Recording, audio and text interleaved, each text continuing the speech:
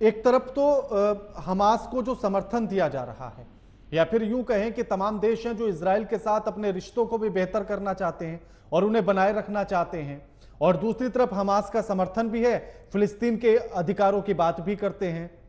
तो इन दोनों चीजों को एक साथ कैसे देखा जाए या एक साथ कैसे लेकर जाया जा सकता है? जी, धन्यवाद। आपने अच्छा प्रश्न किया है। शुरुआत में मैं एक बात बताना चाहूंगा कि बेसिक डिफरेंस है हमास में और इसके पहले के जो भी सियासती वहां पे इजराइल के खिलाफ, इजराइल के विरुद्ध जो भी हुआ, वो सब, चाहे वो Palestinian liberation organisation PLO Yasser Arafat का हो या फिर बाकी जितने भी फैक्शंस हैं, they all were fighting for the cause of Palestine. वो सब पैलेस्टाइन के लिए लड़ रहे थे। हमास, बहुत शायद कम लोगों को पता होगा, इसका फुल फॉर्म है हरकत अल मुकव्वमा अल इस्लामिया।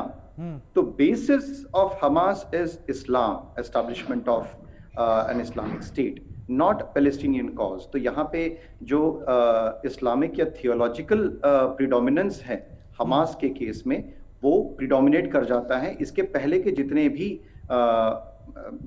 हेलो जी जी बोलिए बोलिए। इसके पहले के जितने भी युद्ध हुए या वॉर हुए, तो ये समझना आवश्यक है। इसलिए कई डिफेंस एनालिस्ट और फॉरेन पॉलिसी एक्सपर्ट्स कहते हैं कि हमास इज आइसिस।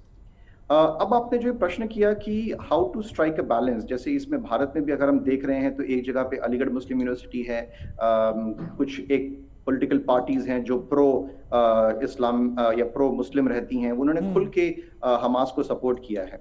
वहीं पे अगर आप देखेंगे तो पुष्कर में इजराइल के लिए प्रार्थना हो रही है, काशी में इजराइल के लिए प्रार्थना हो रही है, गंगा आरती के पहले इजराइल के लिए प्रार्थना हो रही है। तो कहीं पे विश्व जो है वो दो भागों में बंट चुका है, और एक जैसे कि जो तबका या जो भारतीय प्रेडोमिनेंटली इसमें हिंदू समाज है जो प्रो इजराइल है, वो इसलिए है कि जो बर्बरता से हमास ने शुरुआत की 7 अक्टूबर को, जो अमानवीय कृत्य किए गए, वो उसकी कोई भी कंपैरिजन आज तक नहीं की जा सकती है। बिल्कुल। और दूसरी बहुत अहम बात है कि हमास वैसे तो अपने आप को, अगर डिप्लोमेटिक वर्ल्ड में हम कह सकते हैं कि वो तो नॉन स्टेट एक्टर है, बट अगर नॉन स्टेट एक्टर होके वो सारा सपोर्ट ले रहा है, नॉन स्टेट एक्टर होके या उसका एक चोगा पहना हुआ है, it's a facade that they are having, and उसके बाद वो क्या करते हैं, उनकी एक स्ट्रैटेजी क्या रहती है, वो मस्जिद में जाके छुप जाते हैं, वो स्कूलों में जाके छुप जाते हैं। तो उसके बाद जब रिटेलिएटरी एक्शन होता है इजराइल की तरफ से, तो फिर एक विक्टिम कार्ड प्ले करने की उनकी एक स्ट्रैटेजी हमेशा से रही है।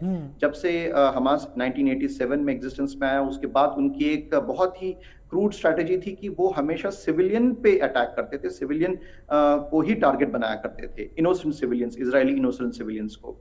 और इस बार भी, चूंकि मैं इजराइल में काफी रहा हूं, और सबसे पहले जब 2000 के साल में मैं रहा था, बेत गुवरिन नाम का एक किबुत्स है जो कि आश्केलॉन के बहुत करीब है। तो मेरे काफी अनुभव भी हैं कि उस समय से ही आम नागरिक, जो इजरायली नागरिक हैं, अगर वो अपने हाईवे पे चला रहे हैं गाड़ियां और ग्रीन नंबर की नंबर प्लेट जो कि उस समय पैलेस्टीनियंस की या फिर इस तरह की होती थी, तो वो आती थी तो घबरा जाते थे कि यहाँ पे कहीं someone will pull out a gun from the window and fire at us. But coming back to your question की जो दो भागों में बटा हुआ है, वो पूरा क्लियरली दिख रहा है।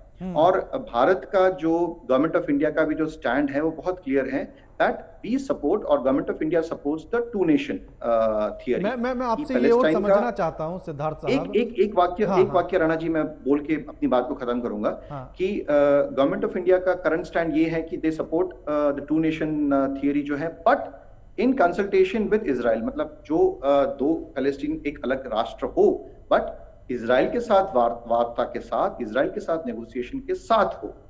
तो ये मैं कहना चाह रहा था। बिल्कुल। मैं ये जानना चाहता हूं कि हमास का समर्थन तो किसी कीमत पे किया नहीं जा सकता, और जो बर्बरता उसने की है उसका भी समर्थन किसी कीमत पर नहीं किया जा सकता। लेकिन इजराइल ने जो फिलिस्तीन की जमीन पर कब्जा किया है और जो धीरे धीरे उसने बढ़ाया है, और लगभग अपने हिस्से में जो उसने 44% उसके पास थी और जो उसने बढ़ाकर अब 80% कर लिया है, उसको किस तरह से देखें?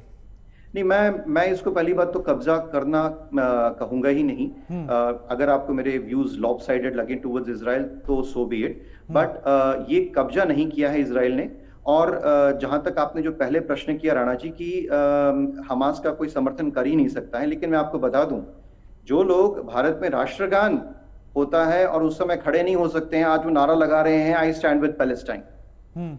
जो भारत माता की जय बोलने में जिनको दिक्कत होती है, वंदे मातरम बोलने में जिनको दिक्कत होती है, वो 5000 किलोमीटर दूर जो पैलेस्टाइन है उनके लिए वो फ्लैग लहरा रहे हैं, उनके लिए वो रैलियां कर रहे हैं। तो ये एक इंटेलेक्चुअल बौद्धिक रक्षण जो सो कॉल्ड सेक्युलर्स की तरफ से मिल रहा है, ये भारत में हो रहा है। I think we can not keep our turn our eyes blind to it. But आपका जो मूलभूत सवाल था कि जिसमें आपने कहा कि जो परिस्थितियां बदली 1948 से लेकर अब तक, तो ये तो अब एक हो चुका है। अब इसके बाद आप क्या उसमें वापस जा सकते हैं? क्या आप उससे पीछे हट सकते हैं? 1948 की सिचुएशन में जा सकते हैं? तो जवाब है इसका ना, नहीं जा सकते। तो या तो आप स्टेटस को मेंटेन करके टू नेशन थियरी, या जिसमें दोनों साथ में रहने के लिए काफी सारे जो पीस अकॉर्ड्स हुए हैं उसमें भी इस बात पे भी जोर दिया गया है, तो या तो उसको आप कबूल कर लें, उसको आप एक्सेप्ट कर लें, या फिर एक म्यूचुअल कोएग्जिस्टेंस जैसे एरियल शेरॉन ने पूरे का पूरा गाजा की जो पट्टी थी वो गाजा वासियों को दी थी, even after they have conquered it. तो उसको बाद 2005 के बाद वहां पे कभी इलेक्शंस भी नहीं हुए। इजराइल ये मानता था कि शायद जो है पॉलिटिकली एक वाइब्रेंट हो पाएगा, या फिर हमास के सपोर्ट के साथ वहां पे इलेक्शंस हो पाएंगे, डेमोक्रेसी हो पाएगी, बट ये कभी भी कुछ हुआ ही नहीं है। तो ये कहना कि इस सिचुएशन में जब विश्व दो भागों में बंट चुका है, भारत में भी हम देख रहे हैं कि एक तबका है जिसमें प्रेडोमिनेंटली मुस्लिम्स हैं, जो अच्छा, ये this is very important point जो मैं आपको बताना चाहूंगा कि भारत के मुसलमान क्यों सपोर्ट कर रहे हैं, कुछ अन्य देशों के मुसलमान क्यों सपोर्ट कर रहे हैं, for the concept of Umma. But यही कंसेप्ट ऑफ उम्मा जब इजिप्ट की बात आती है और इजिप्ट कहता है कि नहीं भाई, हम इन शरणार्थियों को अपने पास नहीं लेंगे, इस्लामिक वर्ल्ड के अफ्रीका के मुसलमान जो हैं वो शरणार्थी के लिए कहां जाते हैं? वो यूरोप में जाते हैं। अफगानिस्तान या पाकिस्तान से वो चाहते हैं, सीएए का जब बिल पास हुआ, एक्ट बन गया कि नहीं ये तो ठीक बात नहीं है, वो भारत में आना चाह रहे थे। तो जहां पे भी दमन हो रहा है, जहां पे भी वो भाग के जाना चाहते हैं, तो वो यूरोपियन कंट्रीज में जाना चाहते हैं। तब कंसेप्ट ऑफ उम्मा निगेट हो जाता है, तब कोई उम्मा की बात नहीं करता है। बट जैसे ही कहीं पे कुछ इस तरह से एक अमानवीय घटना होती है और उसके रिटेलिएशन में अगर एक सॉवरेन स्टेट रिटेलिएट करता है, जो उसका हक है, जो उसका एक अधिकार है, तो आप हाय तौबा करना शुरू कर देते हैं, व्हिच इज एब्सोल्युटली रॉन्ग। बिल्कुल, मैं इसी पर एक और सवाल के साथ बाद आपके पास आऊंगा, लेकिन निपुण जी, मेरा सवाल अब आपसे ये है कि जब अंग्रेज यहां से गए फिलिस्तीन से, तो उन्होंने